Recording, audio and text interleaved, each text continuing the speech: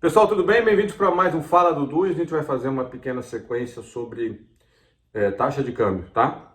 Então hoje a gente vai falar um pouco sobre, começar essa introdução sobre a taxa de câmbio, até porque é um assunto que está aí toda hora no jornal, um assunto importante. O câmbio no Brasil ele mudou muito de patamar num período recente de tempo, né?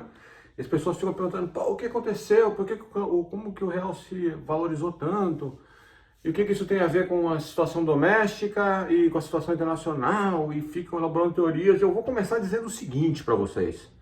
A gente entende muito pouco da dinâmica da taxa de câmbio. Nós, os economistas, né? Então, quem se parou para se debruçar sobre esse assunto, olhar o dado e tentar ver o câmbio, o que ajuda a explicar, o que anda junto com o câmbio, a gente tem muita dificuldade para explicar o câmbio. E eu vou te dizer, mais ou menos, estatisticamente, digamos assim, por quê.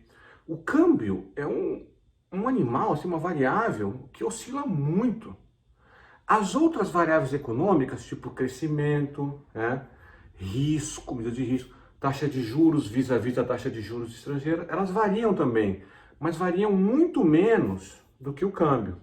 Então, daí você já percebe, né, que como vai ser difícil pra caramba explicar. Um cara que pula, que nem um cabrito, né, muito super volátil, por variáveis que são menos voláteis. É meio difícil, né? Até dá, mas é difícil.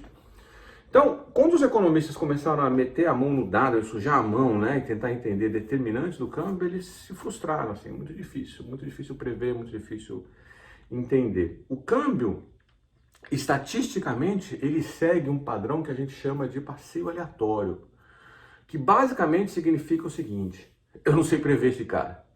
A variância dele lá na frente é uma coisa que eu não sei nem mensurar direito. Não sei dizer onde ele vai estar. Eu sei dizer o seguinte, no entanto, eu sei dizer que a melhor previsão para a taxa de câmbio amanhã, aí esse amanhã pode ser semana que vem, mês que vem, depende da unidade de tempo que você está usando, né? É a taxa de câmbio hoje. É frustrante, né? Assim, você, pô, mas o câmbio ontem depois ele valorizou de ontem para hoje. Então como é que é a sua previsão? Eu sei que ele valorizou e tudo. Estou dizendo o seguinte, a melhor, não dizendo que é uma boa previsão. Estou dizendo que é a melhor previsão.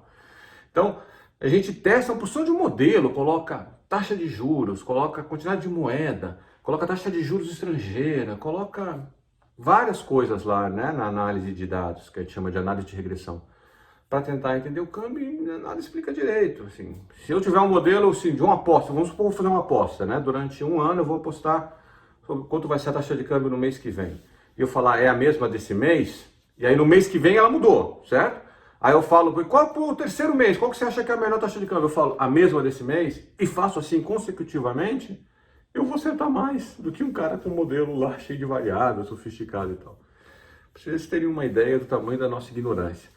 Então vamos chamar esse primeiro vídeo aula sobre o câmbio de o tamanho da nossa ignorância. E eu acho que isso é importante, porque quando a gente for fazer discussão do câmbio, a gente pode trazer, olha, eu acho que teve esse fator e aquele externos que levaram o câmbio se fortalecer. Eu acho que teve esse aqui fator interno doméstico essa semana, né? Saíram notícias ruins e tal sobre esse assunto e isso levou o câmbio a se depreciar. É ok fazer essa análise, mas ela tem que ser feita com humildade. Na hora do câmbio, então, humildade extra, tá bom? Então, sandálias da humildade para a taxa de câmbio. Até a próxima.